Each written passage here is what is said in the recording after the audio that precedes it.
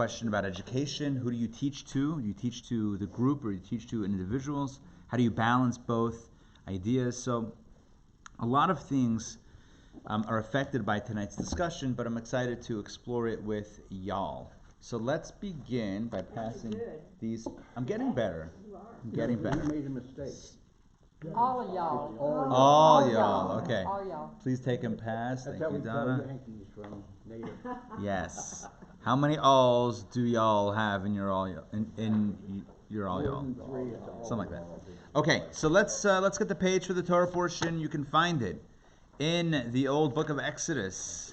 Page 555 thank in the English, you. 554 in the Hebrew. Beautiful. 554, 555. Ki Tisa, not the playground. Tisa. That is something completely different. Torah portion opens up with a discussion about the census. There's supposed to be a 2020 census, right? There is. It's ongoing. It's happening. It hasn't started You'll yet. get coming by email this month. Postcard in the mail to have you log in soon. They don't come door to door anymore? Only No. if you don't go online and answer. Then they Ah, come track you down. I got. How do you guys know all this stuff? Did they announce this somewhere? We watch All right, nice. It's called CNN, non-response You follow-up. watch CNN? Interesting. Okay, so let's jump right in. Page 555. Here we have a discussion about the census. We're going to look at the verses, and I'm going to ask a bunch of questions. All right, so Donna, please get us started where it says God spoke to Moshe. What page? 555, right there, yeah. God spoke to Moshe, saying, When you wish to take the sum of the children of Israel to determine their numbers, count them by letting each man give to God an atonement for his soul. Avoid counting them directly, then there will be no plague among them when they are counted. Okay, so before we continue, and I'll ask you to read another verse or two, I want to point out one thing that comes to mind right away, and that is that there seems to be an inherent danger in counting. You notice that? Plague. So don't count, because if you count, you might encounter the plague. Might happen in this year's census here. That's why we have the plague. Oh, wow. The census, if you actually go count door to door in the census, you're more likely to encounter a dog in the plague. Right, that's. I promise you. I can imagine that is the case. The question is, what kind of plague are we talking about here, and why does it happen when we're counting people? By the way, you should know that this is something that we do even to this day. We don't count people. In fact, when you count for a minyan, how do you count? What do you say? So you can count with by assigning every individual. Well, to a word in a verse that has 10 words to see if you have a minyan, or you count not 1, not 2, not 3, not 4, which is the anti-count, or nicht eins, right? Yeah, it's the anti-count. Right. What was the count in Sesame Street?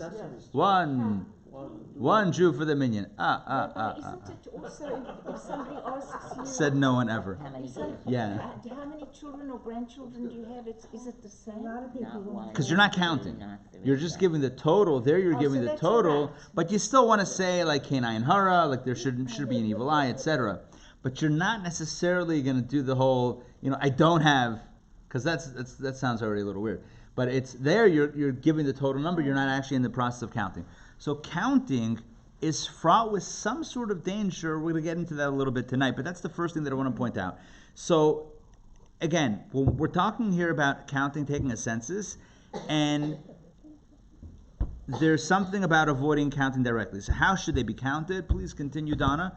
The next verse. This is what they should give. Everyone who goes through the counting system, half a shekel according to the shekel measurement system, which is used for sanctified items, as follows: 20 gerahs equal 1 shekel. The contribution to God should be half a shekel. Everyone who goes through the counting system from the age of 20 years and upward should give a contribution to God. The rich should give no more, and the poor should give no less than half a shekel when giving the offering to God to atone for your soul. Perfect. Okay, so now we have the answer to the question, well, how should they be counted? And the answer is, they're not going to be counted. What's going to be counted? The half shekel coins. So instead of counting the people, you're counting the coins that were given by each person. What a trick. That's clever. Very clever, right? So instead of counting, so everyone gives a token, not a token, a coin, right? And you count those coins, and then you arrive at the number. How much were they supposed to give, by the way? Half a shekel. So now let's ask a bunch of questions. Maybe even a half a dozen questions. You ready? But who's counting? Let that settle in. Okay, let's ask a bunch of questions. Question number 1. Why are they only donating half a shekel? Why not give a whole shekel? So the poor are covered. Would it be that a whole shekel would be a sum that the poor could not cover? I don't know. It doesn't necessarily say that. It just says that this is a universal coin that is meant to be given, the half shekel coin, and no one should deviate. Even if you're feeling generous, don't give more. If it's tight, don't give less. Give exactly this one coin. Everyone should be the same. It doesn't necessarily say that the reason for the half a shekel is so that everyone could afford it, although I hear why you're saying that and where that's coming from. But nonetheless, one could ask, was a full shekel not affordable? Maybe it was. I think the half is because we need to be a part of the whole. Okay, good. So now you're getting to a theme that we're going to cover tonight. Good, excellent. Another thing to think about when we think about this half shekel is how much was the half shekel? What was the value of the half shekel? The Torah tells us. 10 gerahs, right? So 20 gerahs equal 1 shekel. So a half a shekel is 10 gerahs. Now here's the interesting thing. The half shekel coin actually has a name. It has a name. You know what it's called? It's called half a shekel, 10 gerah, all correct, but it has another name, a direct name. Not a half of this or 10 of that. It's called a beka. A beka. Yes, a beka. How do we know this? Take a look-see at verse number, let's see where it is. What is it? 26. Verse. So page 559, second verse. No, I'm not seeing it. Okay. All right, let's go inside to the Torah. I know it's in the Torah studies text, so let's go inside the Torah studies text. Take a look at our Torah portion, Ki Tisa or Ki Sisa. Oh, I see. It's chapter 38 of Exodus. Okay, we'll just do it from in here. Okay, so open up now your Torah studies booklets or books. This is page 130, text number 2. David, please read this one. Text number 2, page 130. A beka per person, which is half a shekel of the holy shekel for each person who passes by to be counted. Here the Torah is reiterating this commandment that each person to be counted should give the half shekel. But here the Torah introduces us to a direct name for the coin. And what's the name of the coin? The beka. The full name for the coin is Rebecca. No. Was it every person or every male? It was. You had a better one? Yeah, if a bad penny bounces back as a bad Rebecca. All right, I hear. I'm with you. Rebecca Valley. Yeah, all correct. Head of household. These were heads of household. So the tally was for heads of household. But now, here what we see is that the coin itself has a name. It's not just a half a shekel. That implies the shekel is the coin, and this is a half of the coin. It's not 10 gerahs, which who knows what that is, right? That's another coin that we're measuring. It's like, what's a quarter? Or like, what's a dime? No. Let me try this again. What is a quarter? You can say it's a $quarter, 25 pennies, or it's a quarter. Now, a quarter, although quarter still implies a relative... Huh? 2 bits. Is it 2 bits? Right. Yeah. Is a quarter 2 bits? 2 bits. Why 2 bits? 2 bits, 4 bits, 6 bits, $1. Interesting. All four, fill in your school name, stand up. Stand up and holler. You're not old enough. to I do don't that. know these cheers. Okay, here's the deal. Phil Young also. Why is the coin referred to in reference to the larger coin, which is the shekel, or to the lesser coin, which is the gera? Half a shekel, 10 gera, or half of 20 gera. Why not just call it the beka? That's the name of the coin. So that itself is very curious. And in fact, the Torah uses that language later on, but why not right over here? That's the next question. The next question that we're going to ask is probably the most fundamental question of all, which is, all of this was ostensibly for the census, right? Good. Does God really need coins to count coins to know how many people there are? No. Who needs to know this? We do. All right, couldn't God have given Moses the number? Like, I think the number is Well, boom. they needed it, or were going to need it for the Beit HaMikdash. What, the coins? Yeah. The silver. Okay, silver. fine. They definitely use this. this. They were going to need an army. They're building. Okay, They're also good. gonna need to know a system for counting going forward.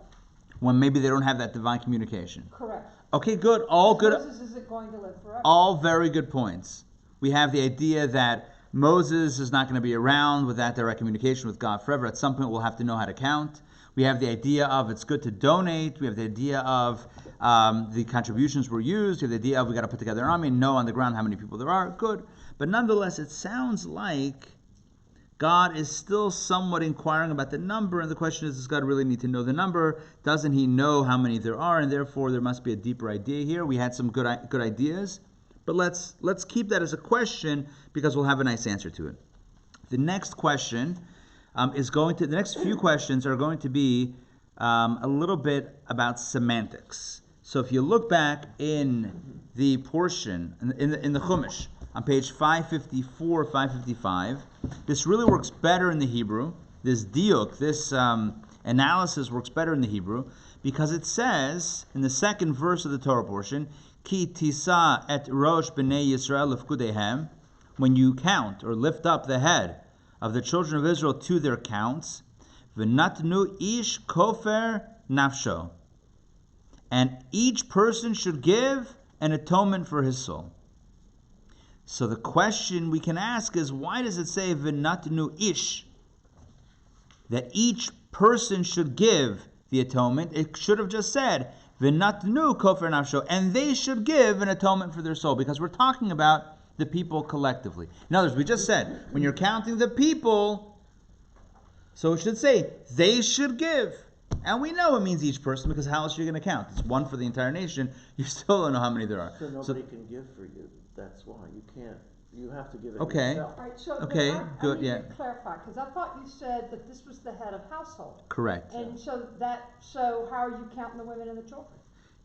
In this count, They're in this part count, of a household. they're each part of the household. Yeah. So this is each individual has to do their part. Okay, good. But again, it's a curious thing because grammatically it seems like the word is a little bit superfluous. Now, it clearly is emphasizing the individuality of the giving, but again, that's our question, which we're going to head to the value of the individual. The question is, why emphasize the ish, the individual?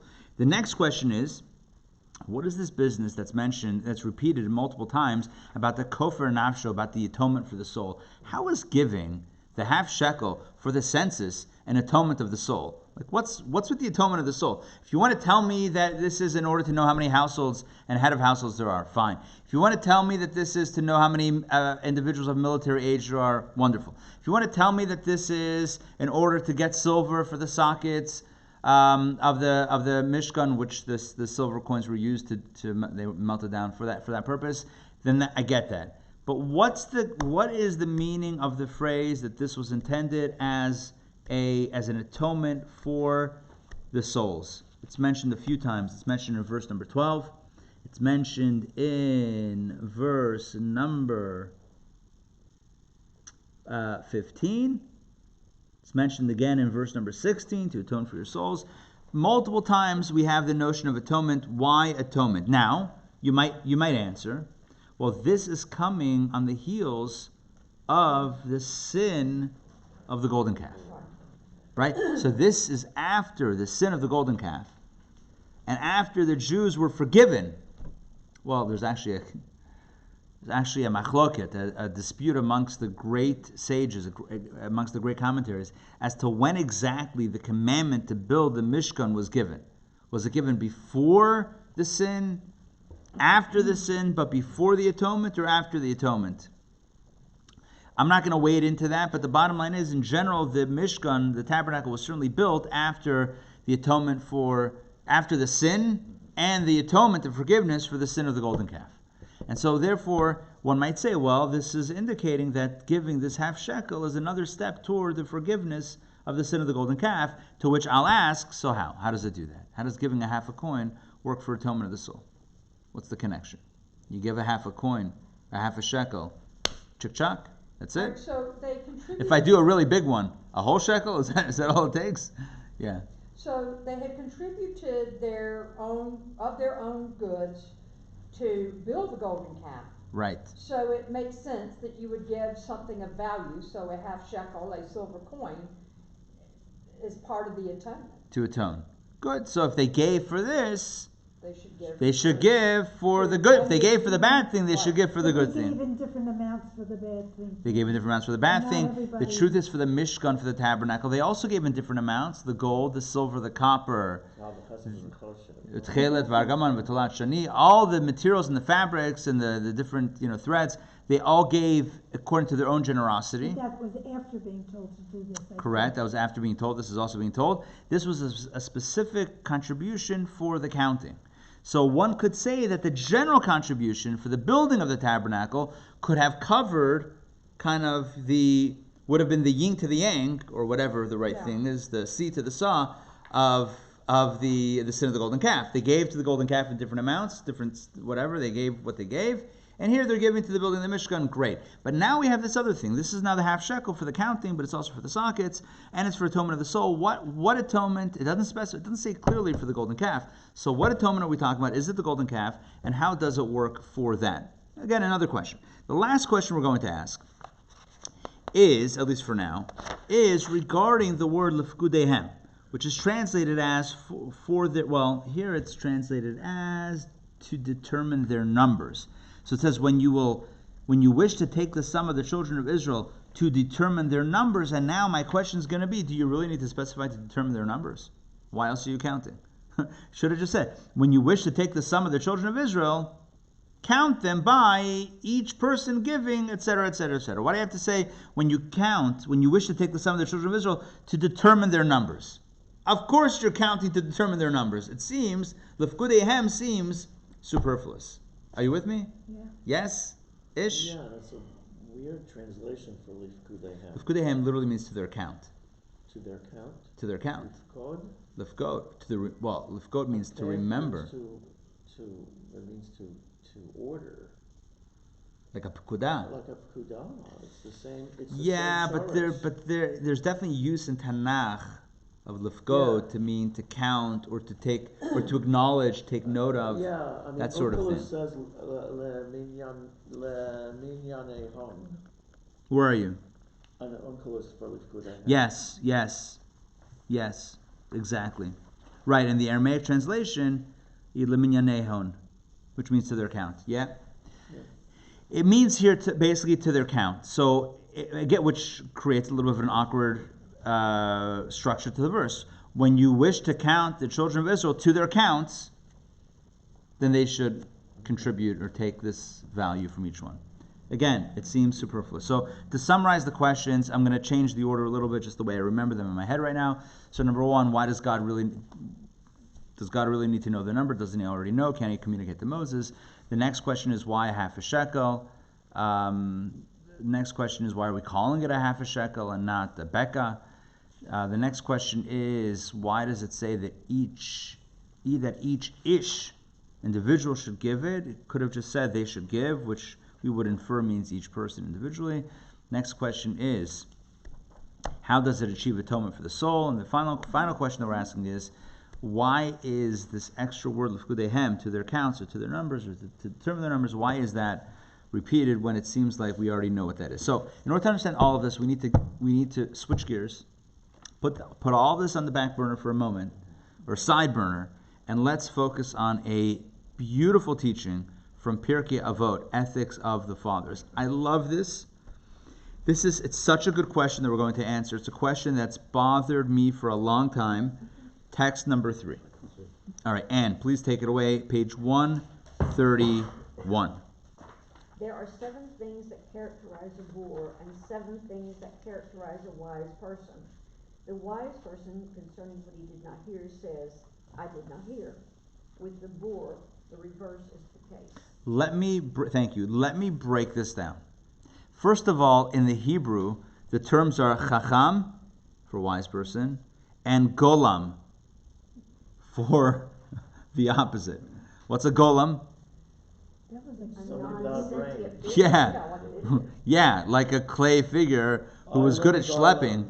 Yeah, so that's a golem. So here it's translated as a boor, B-O-O-R. What's a boor in English? A person who is dull. Is that what it is? Yes, it's a person who's boring. Ill-mannered. Ill-mannered. Yeah. Yeah. To me, the intention over here is a wise person versus a more impulsive and not wise person. Non-educated. But it's not necessarily about how much you know. A bore, actually, there's such a thing as a dissertation bore. Somebody can't talk about anything except their research they're doing. But there's several meanings Is for that it. right? Right, There's and I several think meanings for it. also that I don't want to get too stuck on the English, on the boor part of it, because it's important to know in the Hebrew, it's the golem.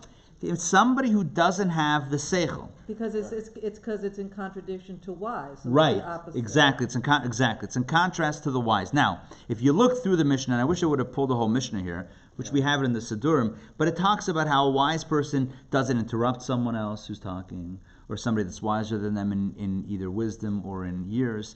The wise person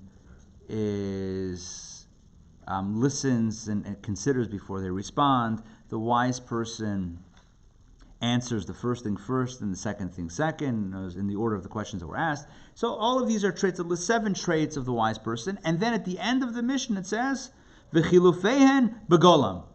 And all of the opposite traits exist in the opposite character. So it enumerates the wise traits in detail, the 7 wise traits, and then it says, and the opposite is in the golem. But the last trait that it enumerates is, regarding that which they didn't hear, the wise person says, I didn't hear. In other words, they don't make up stuff. They don't make up facts or whatever it is that aren't true. If they haven't heard it, they say, I haven't heard it. So follow the logic for a second. V'chilufeihen begolam. And the opposite traits exist with the golem, the boor, or however you want to translate the golem, right? So what's the opposite of saying that you didn't hear something that you didn't hear? You make it up. You make it up. So let me ask you a question. If a person says, oh yeah, I heard this, and they never did, is that a golem or a shakran? Is that a boor or is that a liar? A lying boar. I like that. That's good. All of the other traits, and again, I wish we had the other 6, right? It's not lying, it's just foolish. It's foolish to interrupt someone else, or to not let someone finish, or to answer before the person asks the question, or to answer the second thing first and switch the order. It's not wise. But in this last instance, if a person says about something that he didn't hear, if a person says, Shamaiti, I did hear, that's not just foolish. That's a lie. That's more than just being a golem. That's being a liar. That's even deeper, that's even worse. So what does it mean? I want to give you a completely different understanding of this Mishnah. And again, this is a question that I've looked up commentaries here and there, never really fully satisfied with the answer, but in this class I want to share with you something that comes from a Hasidic tradition that is so beautiful and so powerful. Again, to reset the question, the Mishnah presents the wise person versus the not wise person, as the wise person is one who says about something that they didn't hear, they haven't heard. And the implication being that the opposite is true with the not wise person who says, I did hear, which seems to be not so not wise, or not just not wise, but an actual lie. So how does that fit into the golem? It's not a golem, it's a sheker, it's falsehood, it's a lie, it's dishonest. So we need to reset the scenario. It's a little bit different than what we're thinking. Imagine you're at a class and you hear an idea, or you're a whole string of ideas. Or you're at a lecture and you hear a bunch of different pieces of information presented. And let's say you walk out and you understand 95% of what was discussed. You're at a conference and you walk out, you got 95% of the information. 5% you didn't get. Somehow you missed it or you didn't understand it, but 95% you got. You know what the Chacham says? The Chacham, the Chacham, the wise person, focuses on what he didn't get, or what she didn't get. Why? In order to learn it.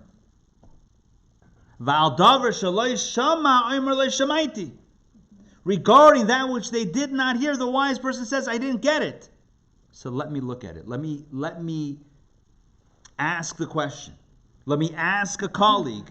Let me research it. I'm not satisfied with getting 95% or even 99%. I'm going to work on getting 100%. That's wisdom. What does the golem say? Oh, look how much I got. I got 95%. I'm good. Right? It's not talking about the golem lying and making up things that he or she didn't hear. This is talking about, what do we focus on? Our strengths or our weaknesses? Do we just focus on what we have, what we know, the good things or whatever it is, and we gloss over the other stuff? Or do we take the time to review, to study, to question, to go deeper, to work on our liabilities and turn them into strengths? Whether it's with regards to wisdom or, as we'll soon discuss, personal character development. Are you with me on this idea? Let's keep it within wisdom for a second. Yeah, at least let's keep it in context for right now.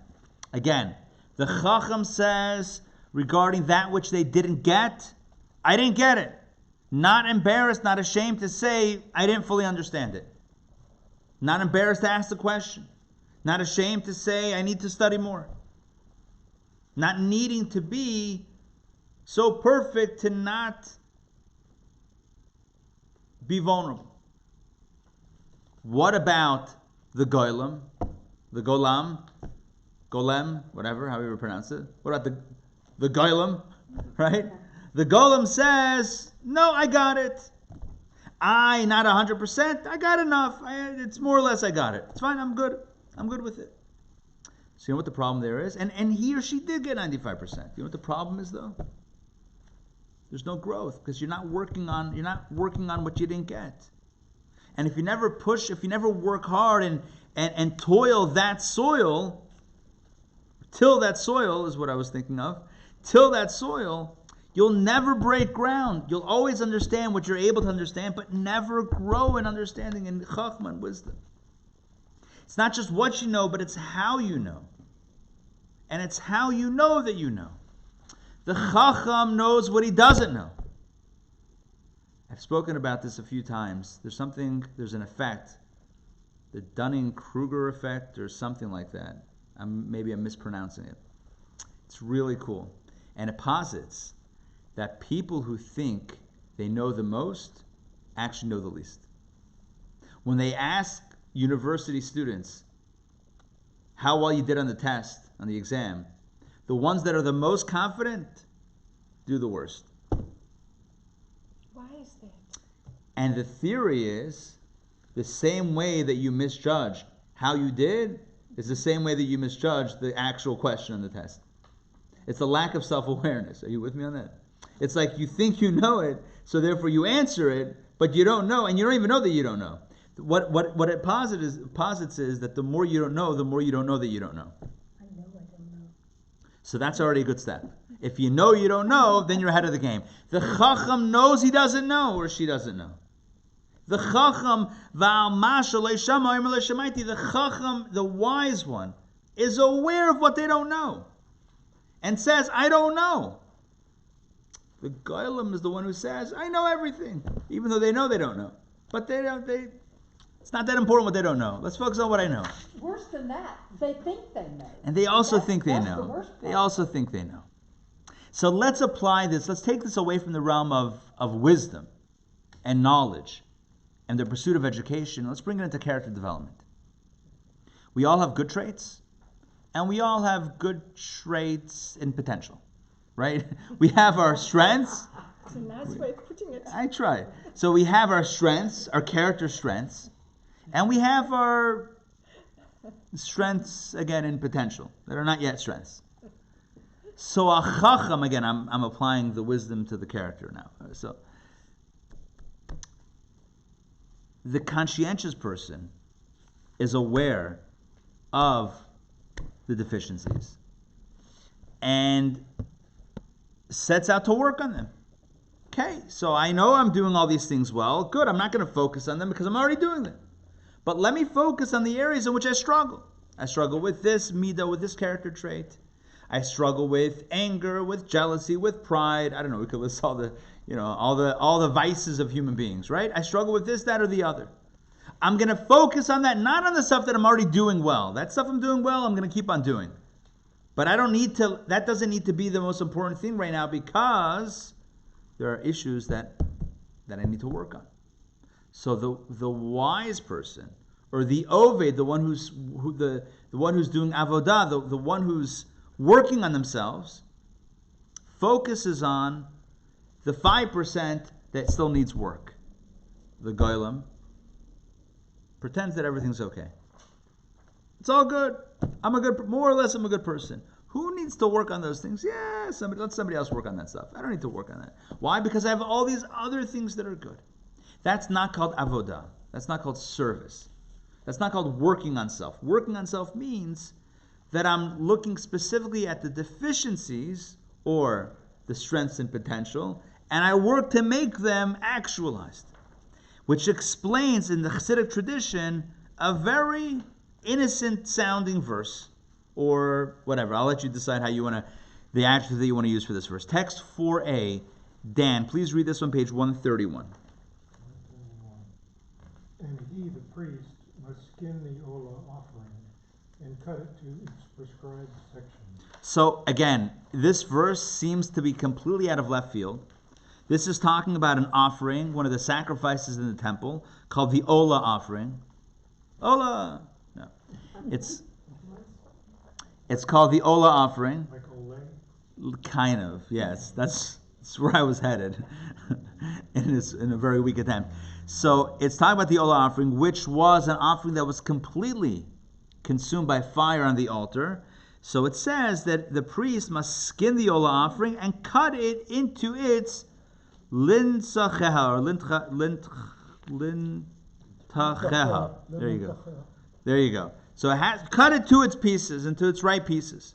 Again, it seems to be a very specific verse about an ancient offering, totally irrelevant to our times. However, take a look at this explanation that's given in the Hasidic interpretation that's given in the name of the Haraduker, Rabbi Nachman of Haradak, who was a Hasidic master, who was one of the primary disciples of the Maggid of Mizrich. So again, some Hasidic lineage. So the Baal Shem Tov was the founder of the Hasidic movement. His primary student was the Maggid of Mizrich. The Maggid had many students, including the Alter Rebbe. His youngest student was the Alter Rebbe, the founder of Chabad.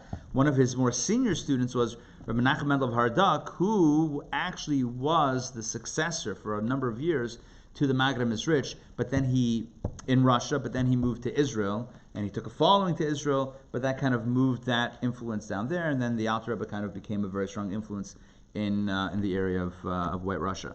But take a look. So let's read text 4b. Dan, please read that. I heard the following explanation in the name of the sacred luminary led by Mendel of Haradak, of blessed memory, on the verse, and he must skin the olah offering and cut it to its prescribed sections. When we perceive a positive aspect in ourselves, we sometimes allow ourselves to grow content and overlook our shortcomings. This kind of cursory self-examination, which allows us to use our slight strengths to conceal our significant faults, can lead to hubris. The solution is to examine each of our limbs separately to see if we have fulfilled the commandments that depend upon it. For example, charity is given by hand, Torah is studied with the mind, etc. This will help us identify the many areas in which we still have room for growth. The deeper meaning of the Huma Skimmy Ola offering, this is the deeper meaning. If we want to peel away our hubris, which is a form of elevation, we must cut it to its prescribed sections, examine each limb separately to identify the areas in which we are lacking. Thank you. So it's such a beautiful Hasidic interpretation. The hivshit es ha'ola, skin the ola means the elevation offering, but it also means the ego. The hivshit es ha'ola, the ego, i.e. the arrogance, that which makes us feel pride and lift it up over others. The hivshit, skin that, take that off. How? V'nitach osel and it's by cutting it up into pieces. When we look at ourselves in a very general way, we might feel satisfied with who we are. Because overall, more or less, we're good. And that's fine. We're allowed to feel okay also. But what it means, if we want real growth, it happens by addressing the issues, the areas that need to be addressed. And how does that happen? By taking a detailed account of what needs to be fixed. So I look at each limb, each part of myself, each area, whether it's each part of the body, like he suggests here, or each part of our day, or each part of our divine service, and one by one ask the question, is this the way it should be?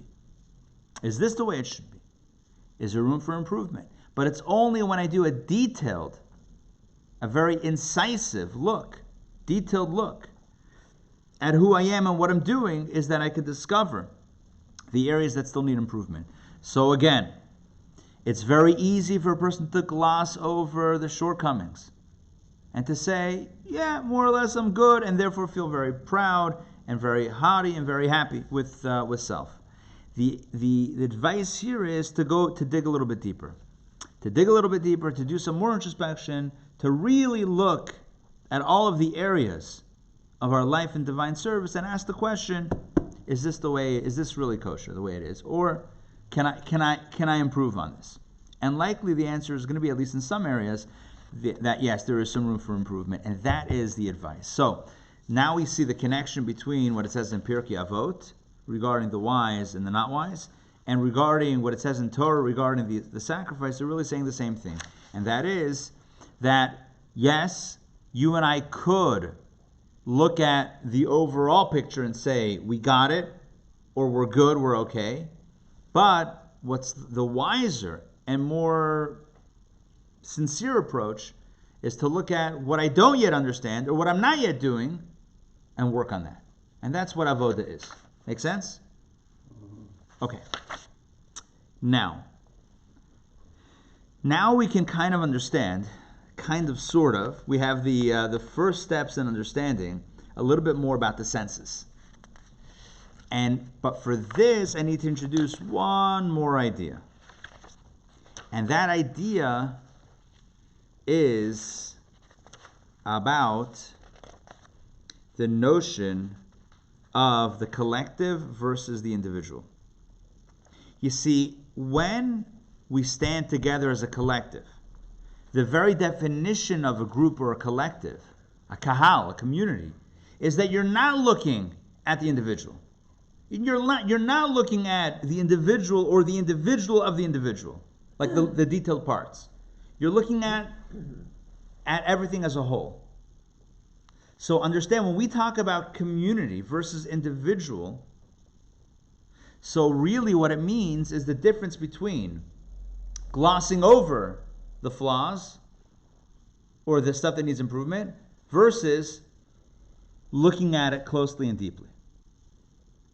After the sin of the golden calf, what does Moses do? Moses goes back up the mountain and he prays to God. And he negotiates. And it's tense. A lot of negotiation back and forth. Moses says at one point, if you don't forgive the people, erase me from the Torah, etc. But one thing is clear. He asked for forgiveness for Bnei Yisrael, for the children of Israel, and not for Reb Yisrael, i.e. for the individual named, let's say, Israel, right? Yisrael. He's asking on behalf of the entire people, the entire nation, not on behalf of individuals. So when God says, Salachti kedvarecha, I've forgiven them, as you have requested, who is God forgiving? The collective, the nation. Correct? Yeah. God forgives the Jewish people, which includes obviously individuals, but as a collective, as a people, as a group. Now we understand why there's a further need for the half a shekel, and why the half shekel is the atonement. Why? Because it's one thing to be forgiven as a whole. But what about the individual? Is the individual yet in a place where they need to be? So, again, it's one thing for God to graciously forgive everybody as a whole and say, I'm not looking at the individual indiscretions, the individual shortcomings, and generally speaking, we're okay, we're back on board. That's one thing.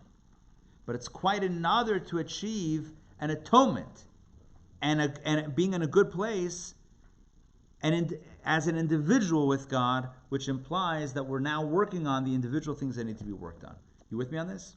So step one in forgiveness is as a community. Step two is as an individual. And now you understand why when God's commandment comes to Moshe regarding the half shekel, it says, V'nasnu ish. Not they should give the half shekel, which we would understand means each person, but why God emphasized that who should give the half shekel? Ish. Every individual should give. Why? Because this is about achieving individual atonement. And it's not a collective experience. It's about really understanding, if I was part of the golden calf, what is it within me that needs to be fixed? Not as we stand together, can we still find a place within God's good graces? That's one conversation. The next conversation is, what do I need to do? So like, for example, I'll give you an example. On Yom Kippur, really every day, right? We stand and say the confessional prayers. And we say them as a collective. Ashamnu, Bagadnu, Gazalnu, we have done this, we have done that, we have done the other, etc. And we always phrase the confessional prayers in the collective. Why? Because we're stronger as a collective. And for those of you that took the JLI course last summer, spring summer, the one on prayer with all my heart, so you might recall that we spoke about the power of prayer for weeks, and then we popped the question and we said, wait a second, if prayer is so powerful and it's about a communication with God, so then why do you need a congregation? Why do you need a minyan? Why do you need to pray with a group? And we explained, because when we pray as individuals, there's a chance that our prayers, individual prayers, can be scrutinized. And the question might be asked in response to our prayers, hold on, are you doing everything you need to do to deserve these requests, etc.? Have you utilized the resources in the proper way that you're now asking for more resources? Like, I gave you all this, what'd you do with it? I invested in you. Where's the return? As individuals, we get scrutinized. As a collective, God's more likely to accept the prayers because collectively we all have strengths, and collectively it all comes together. So again, there's power in the collective. But the power of the collective is its liability. The power of the collective is we're stronger. And God accepts it more, and the individual deficiencies are glossed over. But therein lies the deficiency, and that is we're not necessarily working on, even we are not aware of, in that context, the individual stuff we need to work on. And so, even though, let's say, God forgives, which God certainly forgives in the case of the golden calf, and with us as a collective, the question is, have we repaired our individual connection and relationship in the way that it needs to be repaired? Have we done the tikkun, done the repair that we need to do? So, it's kind of like, a thought popped into my head about a house. Let's say you're selling a house. So, the person buying the house is not buying the gutters, or the back porch, or what's another detail? Sidewalk. Or the sidewalk. No, but I mean not like of the house itself. The person's not buying that. The fireplace. Right. So they might say, the buyer might say, you the seller, could make it generally look good enough for someone to buy. But individually, there are areas that need improvement. So the same thing is true here. The Jewish people might have achieved atonement, generally speaking. But that doesn't mean that everything's cleaned up. Just because God on the mountain to Moses says, I forgive the people, does that mean, so Am Yisrael or B'nai Yisrael is forgiven, but Reb Yisrael, the individual, whoever that is, Yankel, is always Yankel. Is Yankel back where he needs to be necessarily? The answer is no. Without the individual effort, without the individual accounting, without that person's half shekel symbolically, their individual contribution, ish, not as a general contribution, individually, without that individual accounting and mindfulness and attentiveness and work and avoda, without that, could be that the person is not where they need to be. So generally, it's all good, but specifically and individually, maybe not yet. So Moshe, or the Torah, therefore tells us two ideas. Number one, we need the power we need the collective power, strength in numbers, right? United we stand, divided we fall. We need that strength of kehillah, of connection. We cannot discount that. It's very important, and that's how we achieve level 1 forgiveness. But we cannot neglect who we are as individuals. And if there's stuff that we have to work on, then we have to work on that stuff, and we can't gloss over it. Just like we can't look generally at the lecture and say, well, generally speaking, I got it. I mean, we could, but a wise person says, no, let me look specifically and see if I got every detail. So too, when it comes to our relationship with God, it's not enough to say, generally speaking, we're back in good graces. The question is individually and specifically in all my areas, am I back where I need to be? Now, this is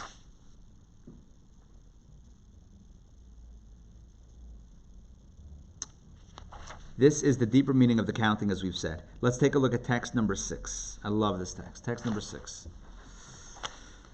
Page 1. We're skipping some text. Don't worry. It's all good. Page 136. Bert, please read this one. Okay. Thanks.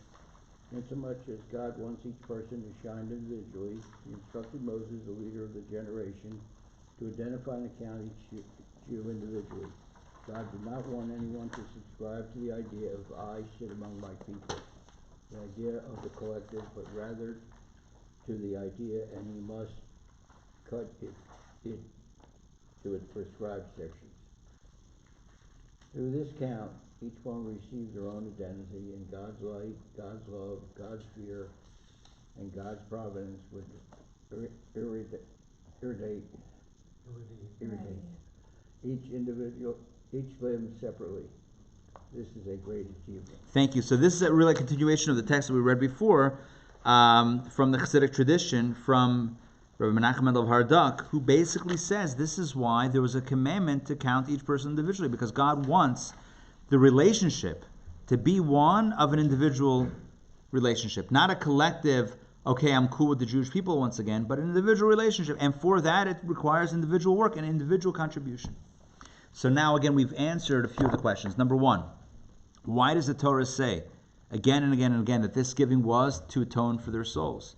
What atonement? The answer is finishing up the golden calf. But I thought they were already atoned. Well, God forgave collectively, but individually there's still work to do. And why does it say ish, that each person should give? Because this is about an individual experience. God wants that each person should be connected, that each person should have that introspective experience and that strengthening of the relationship with God as their own person. Now, there's really a third step. Step 1 is the collective forgiveness. Step 2 is the individual introspection and then forgiveness. But really step 3 is important, because step 3 is about what they gave. So what did they give? a half shekel. And I asked before, why say a half shekel? Why not just a beka? It has a name, the coin has a name, call it a beka. Why a half shekel? So the same author, Rabbi David Shlomo Eibshitz, he explains that as well. And he gives a beautiful explanation. Text number 7, Doreen, please read this one, page 137. However, along with it comes a drawback. Once God focuses on each of us individually, our shortcomings and weaknesses are exposed, which can have negative consequences. God therefore instructed them to give an atonement for their soul.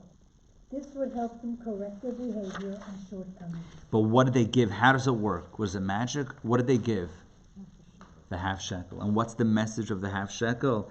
Text number 9. Text number 9 from the Rav Moshe Alshich. Joy.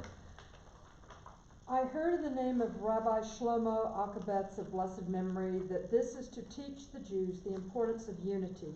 Lest we think that we are each separate and apart from our fellow, we should realize that we are each but a half, and only when we all come together are we complete. Thus each brought a half. And what's amazing about this is that how do you heal the individual? Through giving to the collective, once again, through giving to the group. What is the greatest way in which we can refine ourselves, in which we become more of a mensch? It's when we care about someone else, when we give to someone else. It's when we connect with someone else. So we start off as a collective. We then focus on the individual. But through that focus, we learn the importance of giving to the other one, which brings us back to that connection. So if you saw the email today, which we sent out a little bit late, Shushan Purim and stuff. So if you saw today's email, it was 3 steps or 3 keys to self-healing. What are the 3 keys? Which is atonement, right? 3 keys are, number 1, standing together, right? When we're standing individually, no, stand together. That's the initial atonement. Step number 2 is you also have to stand as a mensch. You're on yourself as yourself. You have to be able to stand up and be introspective, and you have to stand up and be counted yourself. But what's the greatest way to heal ourselves individually? It's by once again caring about the other and giving to someone else. It's recognizing that whatever I'm giving is only a half a shekel. And who's the other half? The other. Yankel. Yankel's the other half. Always Yankel. Right? Yankel is the other half. And so even as I stand individually, I recognize that my individual virtue is dependent on me caring and giving to someone else. The Rebbe would often say that how do we become truly proficient in Torah? It's by teaching someone else. Because if we're just students, you only know what you can. If we're only on the receiving side of Torah, then it's still limited what we're really understanding. But you must have a good knowledge to teach somebody else. The Rebbe said many times that all you need is to teach whatever you know. So even if you don't know 100%, but teach what you know. As the Rebbe famously said, if you know an aleph, teach an aleph. Even if you don't know a bet yet. But if you know some, aleph means literally but also figuratively. Whatever you know. So even if it's just a little bit, but teach that.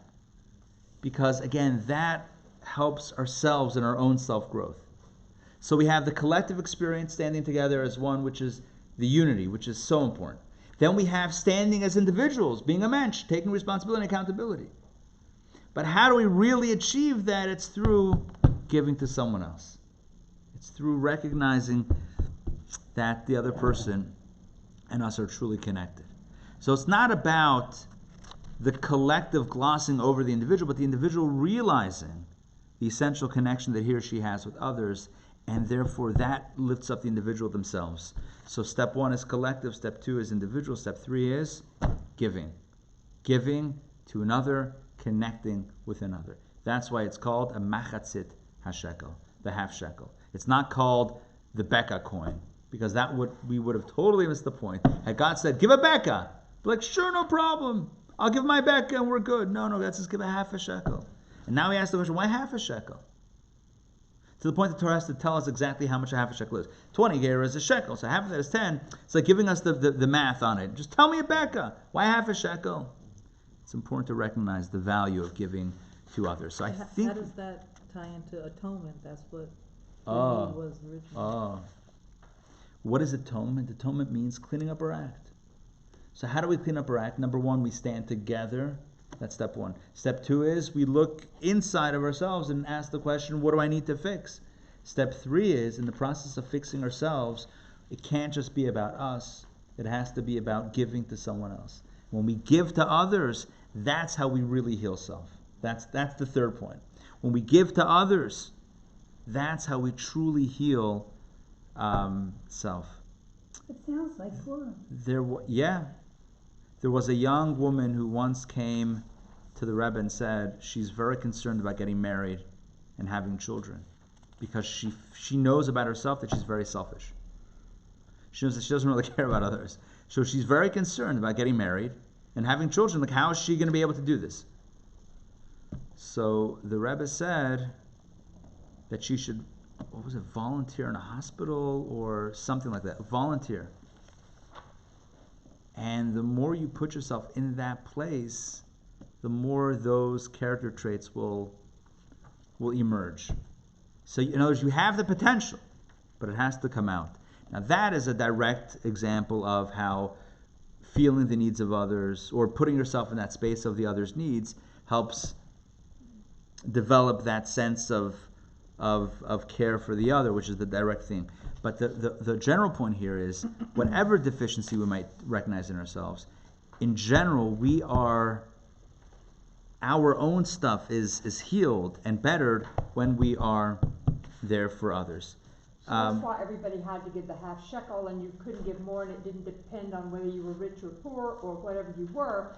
Everyone is in need of atonement, and everyone needs to work on themselves, and therefore everyone needs to give. Yes, and everyone needs to recognize that they're only half. Because if somebody gave a whole shekel, they could have said, "Oh, I don't need to work on. I don't need to be." I bought my way in. It's all about the vulnerability, right? It's really steps 2 and 3 are really about the same thing. It's about vulnerability. It's just different sides of the coin, no pun intended, or all puns intended, right? So step 1 is the collective, so we gloss over the flaw. Step 2 is we say, wait a second, I have stuff to work on, so I'm vulnerable. Step 3 is also vulnerability, which says that I'm only half without the other. That's a part of that vulnerability. But instead of solely focusing on self, it's also focusing on what I can give to others. And in that sense, when I give to others, I myself am uplifted. So what does this mean for us in contemporary terms? So I think we have a few lessons that are really important here. Number one, the power of community. We live in a time when people are hesitant. I mean, literally, we live in a day. I'm not going to say an age, because it's not about the age. It's about like a day in which gatherings are being frowned upon. So I want to commend all of you for coming out here tonight, for bucking, the whatever notions are out there, and for embracing the power of communal Torah study. Number one, that's very powerful. So again, practical lesson number 1 is the power of community. Power of community. We stand strong when we stand together, or we're strong when we stand together. Number 2 is about doing the work that we need to do individually. Just because collectively we're awesome doesn't mean that we don't have individually things to work on. We have things to work on. And number 3 is never get carried away with the stuff that we need to do individually to neglect the needs of another. And it's when we're attentive to the needs of others that we'll find ourselves becoming more of a mensch and becoming wiser.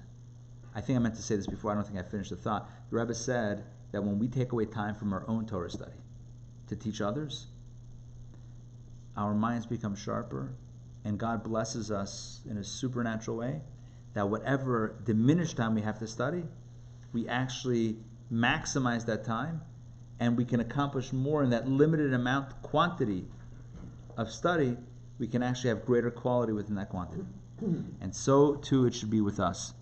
Let us recognize the power of the community, the importance of the individual, and the importance of being there for others. And with that, may God shower us with blessings of happiness and success, and especially the blessing that we need today is good health to do it all. Amen. and peace of mind. All right, thank you very much for joining me tonight for Torah studies. Thank you for that solo clap at the end. I appreciate that. Thank you for the. Now we have it in stereo. All right, tell me about the connection to Purim. I just feel that we came together in Yes. the fast. And Yes. For me, on the fast, I'm very vulnerable Nice. because I'm so Right. down. Right. And I then found we out this live year. it, and I'll tell you what I found out this year about Purim. You ready for this? This will shock some of you, maybe. I found out this year that according to many halachic authorities, Haman had the status of a Jew. what? Haman HaYehudi. The status of a Jew? Yeah. He must have been a Okay. member of the board of a shul then. How do you have the status of a Jew? You ready for this? Yeah. Because Haman, according to the Midrash and the Talmud, Haman was. Turn this recording off. Haman was